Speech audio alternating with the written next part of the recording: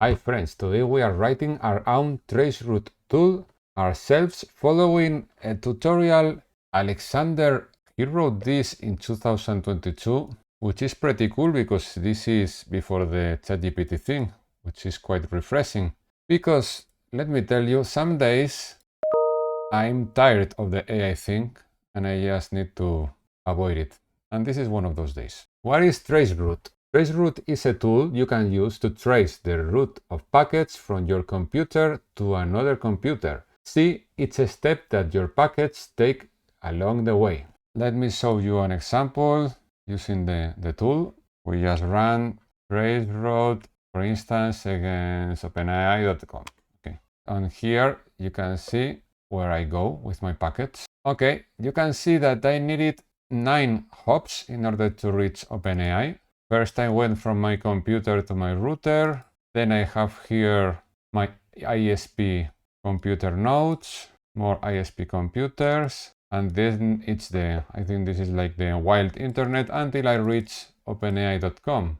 You can check it with host. If I do host.openai.com, I see here the address that I just reached. Okay, so what we are trying to do is to understand how this works, how this great tool works, and we are trying to write our own tool for better understanding thanks to this guy, Alexander, who I hope he is fine because I've seen that he had a heart surgery last year and I don't see more blog posts, but I hope he's fine. Okay, so Traceroute is made possible by a side effect of features in the Internet Protocol IP.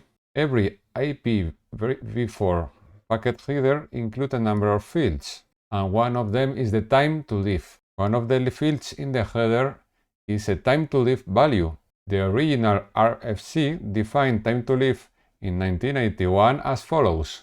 It's an indication of an upper bound on the lifetime of an internet datagram. It is set by the sender of the datagram and reduced at the points along the route where it is processed. If the time to live reaches 0 before the internet datagram reaches its destination, the internet datagram is destroyed. The time to live can be thought as a self-destruct time limit. So in theory, this would be measured in seconds, representing a true self-destruct timer, but in practice, the TTL actually reflects the number of hops that the packet can still take on its way to the destination. So, at each router along the packet's path, this value is decremented, and if it hits 0, the packet goes no further and an ICMP error message is returned to the sender. This helps prevent unintended behavior in a complicated network such as in infinitive looping. Without the TTL, you could imagine orphaned and lost packets being forwarded indefinitely.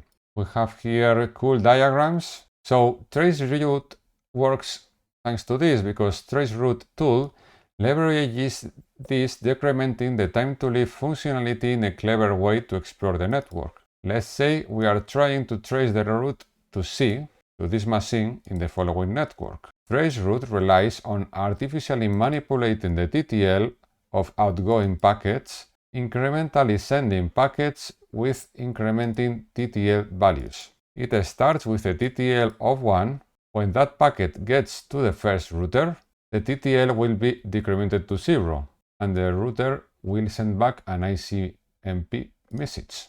Traceroute can then send a packet to the destination with a TTL of 2, and this packet will make it to the second router along the path before an ICMP is sent back. Each packet will go one hop farther than the last, and by plumbing the router at its hop depth and keeping track of the routers it receives messages from along the way, it can reconstruct a rough path to the destination host. It's important to understand that what we are receiving is the ICMP time-exceeded message that is sent back to the original sender, to us, the one that is using the Traceroute tool, which is including some basic information and with the message the address of the router that sent. So, what would a basic implementation of Traceroute tool look like?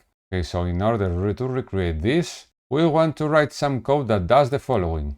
we need to get the destination IP of the example destination, say example.com. We need to create a socket that allows it to send UDP packets, and we need to create a socket on which it will listen for ICMP messages, the one we are receiving for each hop. Initializes loop variables for keeping track of the current hop, and inside a loop, while we haven't reached the destination, we are sending a packet with an increment in TTL, we are receiving incoming ICMP packet, and we are keeping track of the current hop and the address of the received ICMP message. Okay, so Alexander, our guy, has here an example that we are trying. Okay, here we have example.com as destination, but we are putting openai.com instead. And let's say we are going against the 80 port. Okay, so this is what was described. We're getting the destination IP address, tracing route, preparing a socket to send the UDP packets, prepares a socket to listen for the ICMP messages. Here we have a workaround, initializing variables, and here we have the loop. It will stop when the received IP equals the destination IP, the final OpenAI. This is important. We are setting the socket's time to live to the current hop so that the packet just reaches it before being stopped. The idea is that we are setting this for each hop. That way we are identifying each of the endpoints. So this is incrementing for each hop, 1, 2, 3, 4, 5, and for each one we receive the ICMP.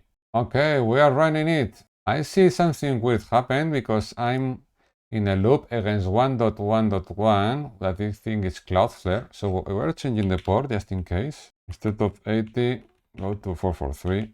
Okay, so weird behavior again. Which was the host? The host was 104 and 172. 104. Okay, I don't know what is happening here. We are trying against Google, for instance, instead. Just in case it's something related to... Okay, I figured out. The problem is the destination port, as I expect if I use this port, 33434. If you use kind of HTTP-like ports, that was what I was doing, but doesn't make sense because I'm using UDP, it does that weird thing. So I now try it again against OpenAI, and this is actually similar to the Traceroute result. I think this is the official one, the standard one, and this is mine. This one. Still a bit confused about these ones. This is the... Okay, I can identify a few of these. This is also my ASP. So according to the standard tool, it needed 9 hops, in my case 8 hops. But yeah, it works pretty similar. Super confused about this thing. If you know why this happens and you try to reproduce, let me know. At least I know that changing the port makes the trick, okay? I had the temptation to ask ChatGPT. To be honest, if you have an idea or you asked an AI for me and you have the reason why this happens, let me know in comments. See you next week.